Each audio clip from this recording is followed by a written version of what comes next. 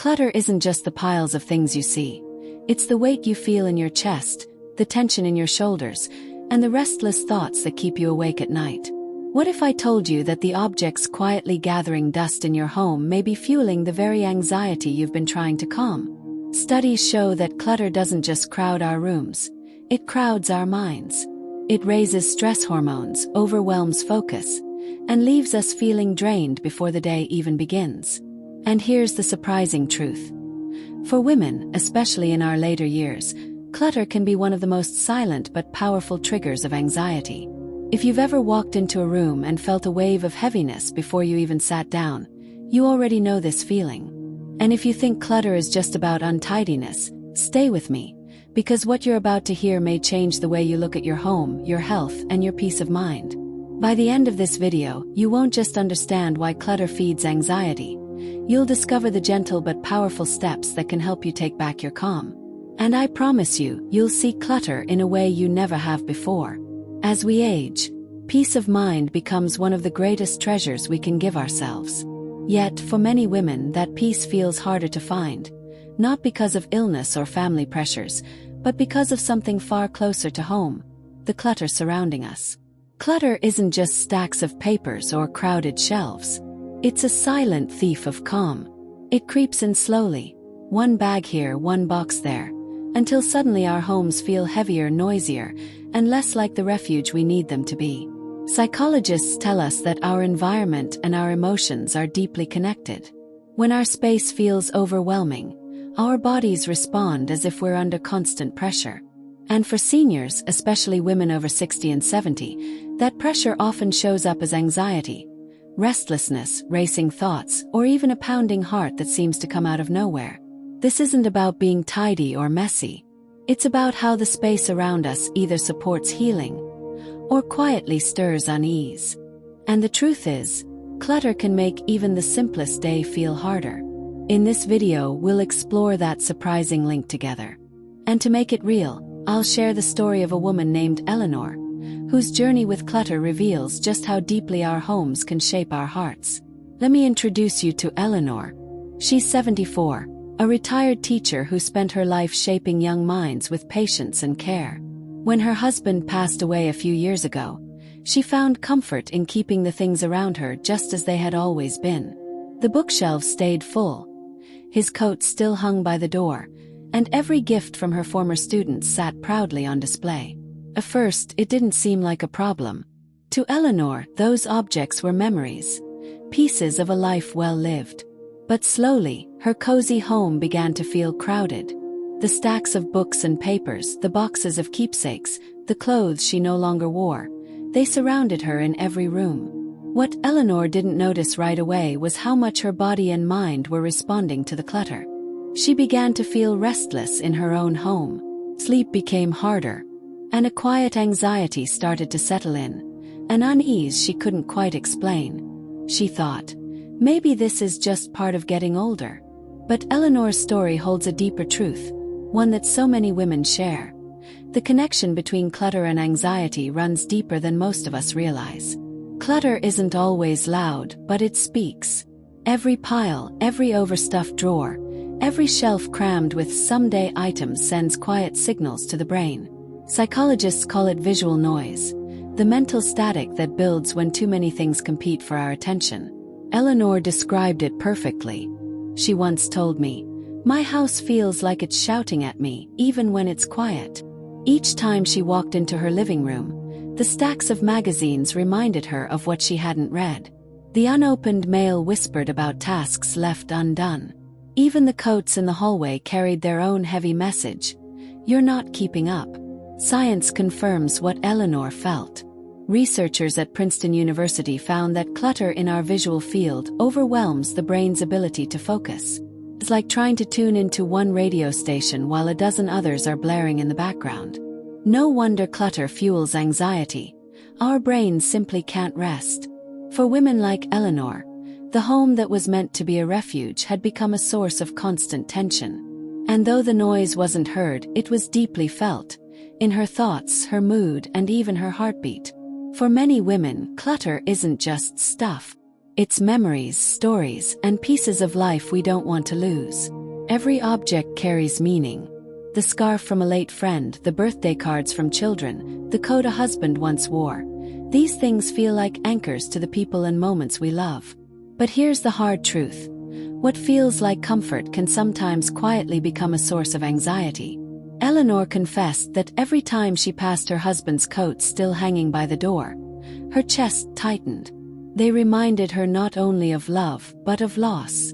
She told me, "I couldn't bear to give them away, but keeping them kept me stuck." Psychologists call this emotional attachment clutter. We hold on because we're afraid letting go means forgetting. But memory doesn't live in the objects. It lives in us. And when our homes become shrines to the past, anxiety grows, because the present feels suffocated. Eleanor eventually chose to keep just one coat, the one her husband wore on their last trip together. She donated the rest. And instead of feeling guilt, she felt relief. That single coat, displayed with love, honored his memory more than the clutter ever did. The truth is, releasing objects doesn't erase love or memories. It creates breathing room for healing, for calm, and for living fully in the moment we have today. Clutter doesn't just weigh on the mind, it affects the body too.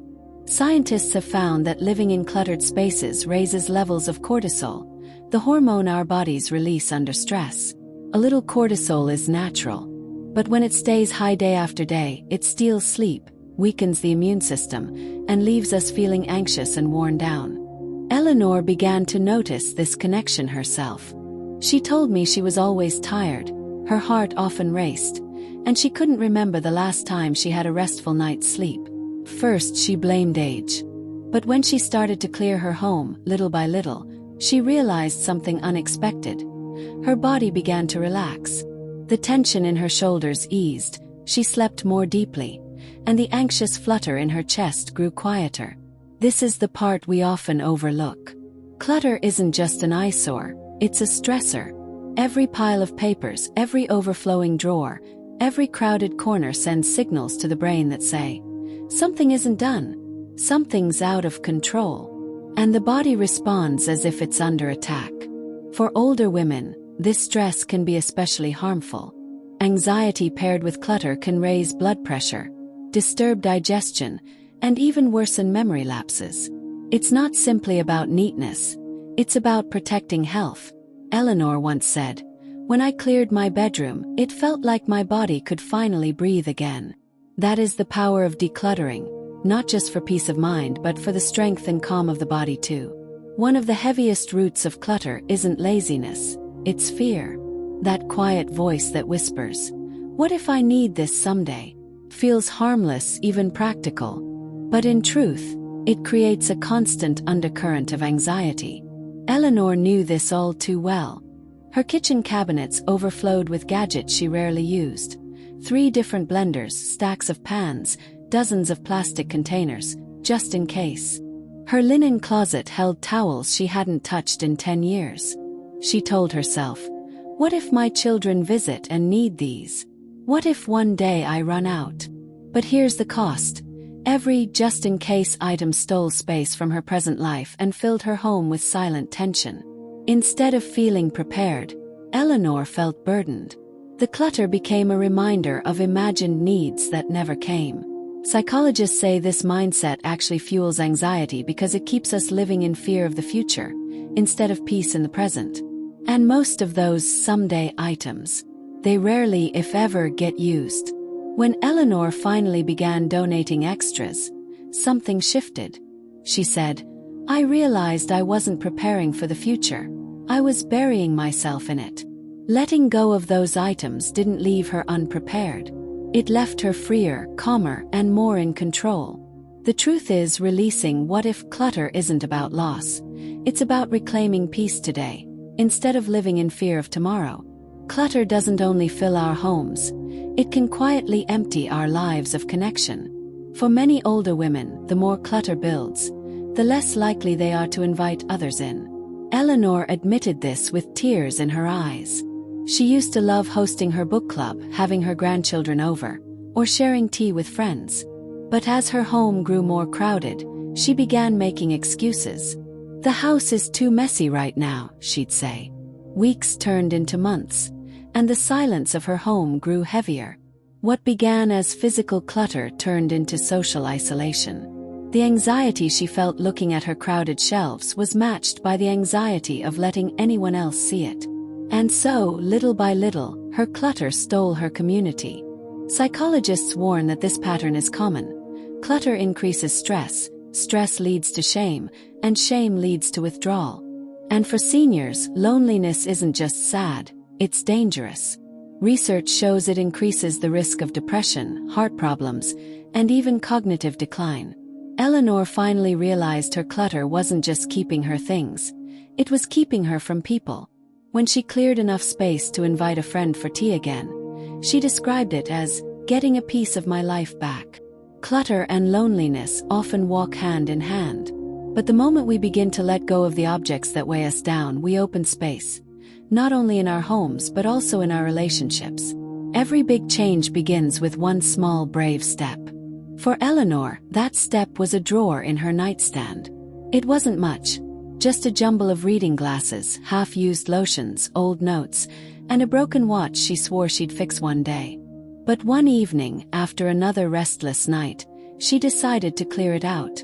She kept only what she truly used: her glasses, a single book, and a small lamp. The rest she tossed or donated. The next morning, something surprising happened. When she reached for her glasses, they were right there. No searching, no stress. And for the first time in a long time, she felt a tiny spark of calm. That one small pocket of order reminded her it was possible to feel lighter. Psychologists call this a quick win. It's not about tackling the whole house at once. It's about creating one little space where your mind can breathe.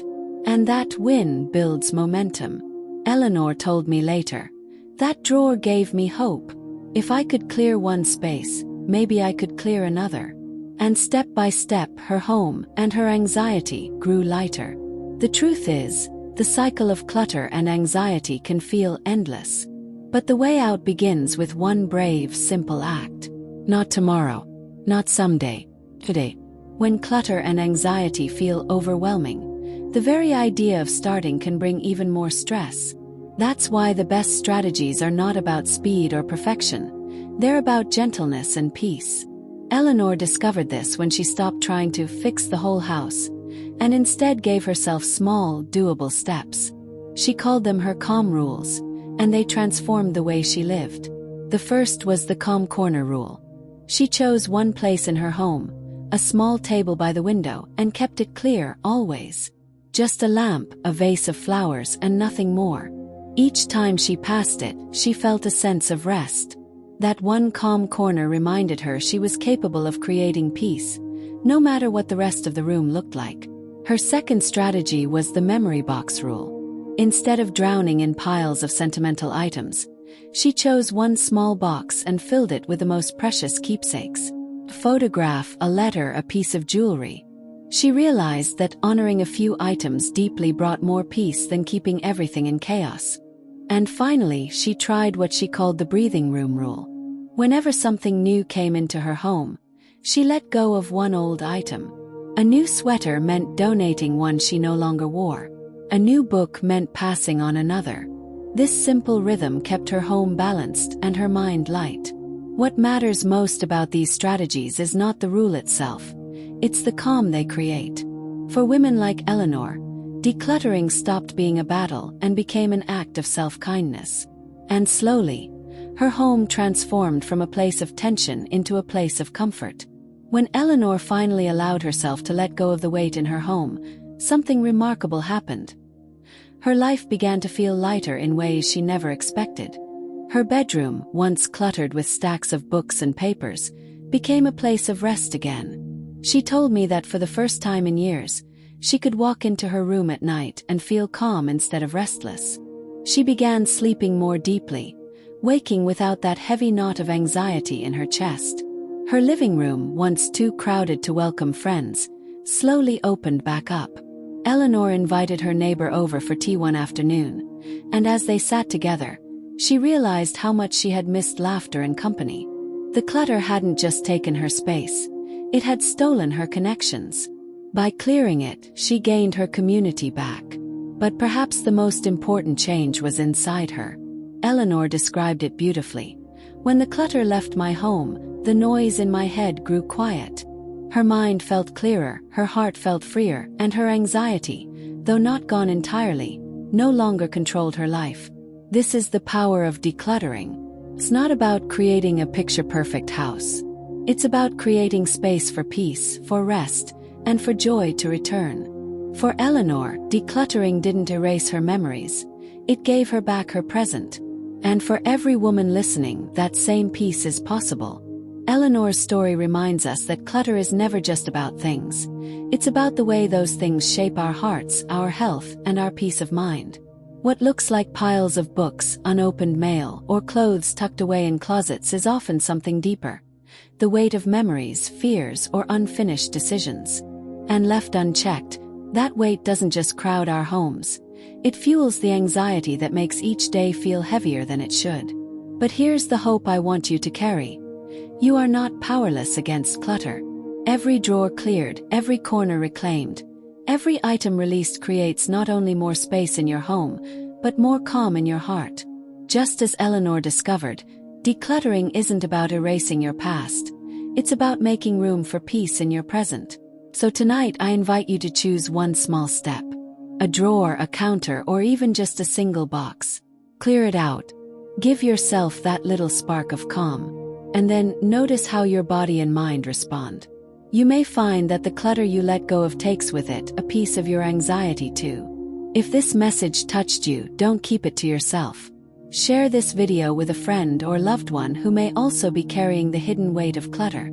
And if you'd like more gentle encouragement and stories like Eleanor's, make sure you subscribe to Wise Aging Seniors. Together we can build homes and hearts that feel lighter, calmer, and full of life again. Remember this. Decluttering is not about loss, it's about gain. Gain of peace, of clarity, of freedom, and of the quiet joy that comes when your home finally feels like a refuge again.